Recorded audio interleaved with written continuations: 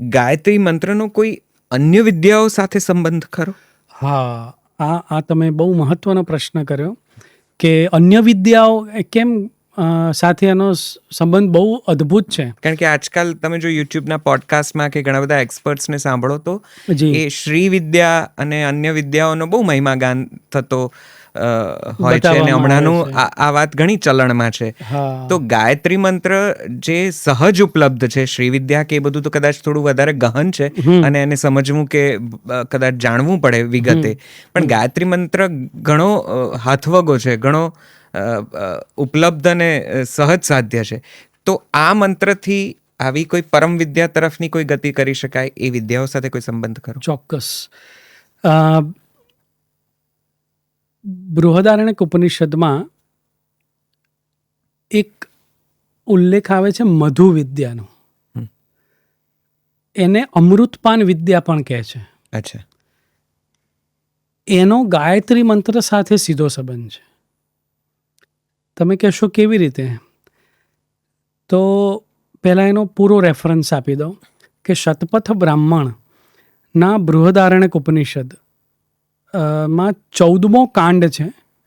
એમાં 9મા અધ્યાયના 3જા બ્રાહ્મણમાં શતપથ બ્રાહ્મણ 11, 12 અને 13માં ક્રમનો જે મંત્ર છે એ ગાયત્રી વિશે એક રહસ્ય વિદ્યા પ્રગટ કરે છે, જેનો જપ કરવાથી અને એનો વિધિસર હોમ કરવાથી બૃહદારણ્યક ઉપનિષદમાં ઉલ્લેખ છે કે સૂકું લાકડું પણ લીલુંછમ વૃક્ષ બની ગયું છે. એને વિદ્યા કહેવાય, જેને આપણે અત્યારની ભાષામાં કહીએ છીએ ફોર્મ્યુલા. અને ફોર્મ્યુલા બનાવવાની હોય એટલે કે સંયોજન બનાવવાનું હોય તો એમાં એક કેમેસ્ટ્રીમાં આપ જાણતા હશો કે એક વસ્તુ છે ને, એક બેઝ હોય, એ બધી દવામાં એક સરખો જ હોય, અને બીજું બધું અંદર એમાં મિશ્રણ કરવામાં આવે અને પછી કોઈક એક રોગની એ દવા તરીકે બહાર પાડવામાં આવે. પણ એ દરેકમાં કોઈ એક વસ્તુ એવી છે કે જે બેઝ હોય. આ જે બેઝ છે ને, પાયો જે છે એ ગાયત્રી છે અધ્યાત્મ વિદ્યામાં. અને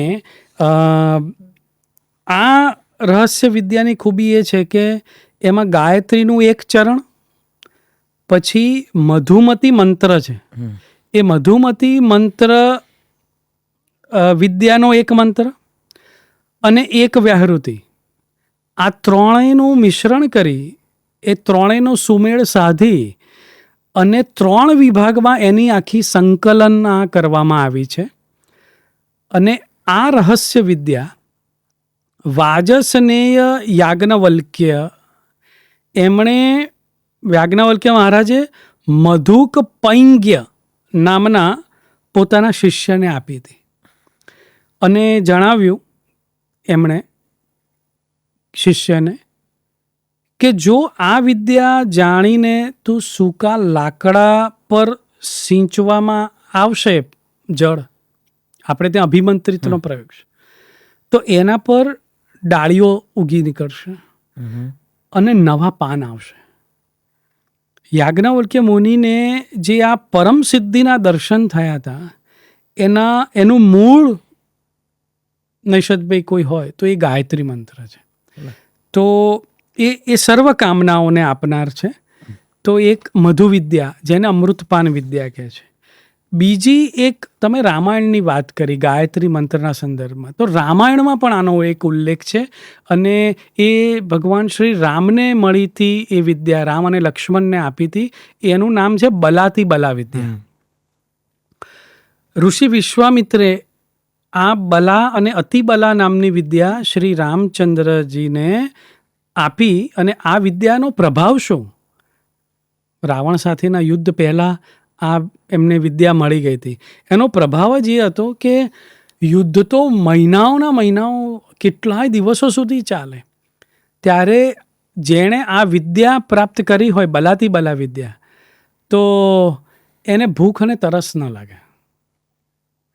તો એ બલાતી બલા વિદ્યાનો જે બેઝ છે એમાં પણ ગાયત્રીનો ઉલ્લેખ છે કે યોદ્ધાને ભૂખ તરસ લાગતી નથી, થાક લાગતો નથી, અંગોમાં વિકૃતિ આવતી નથી. વાચસ્પત્યમ નામનો કોષ છે, એમાં એવો ઉલ્લેખ છે કે વિશ્વામિત્રેણ રામાય દત્તે અસ્ત્ર વિદ્યા ભેદે, એવું કહીને એનો ઉલ્લેખ છે. રામ અને લક્ષ્મણ બંને આ વિદ્યા શીખી. બાલકાંડમાં આનો ઉલ્લેખ છે. જયત્વતી બલો રામો લક્ષ્મણશ્ચ મહાબલ ઇતિ. સામવેદ અંતર્ગત એક સાવિત્રી ઉપનિષદ આવે છે. આ સાવિત્રી ઉપનિષદમાં બલા અને અતિબલા વિદ્યાઓના ઋષિ વિરાટ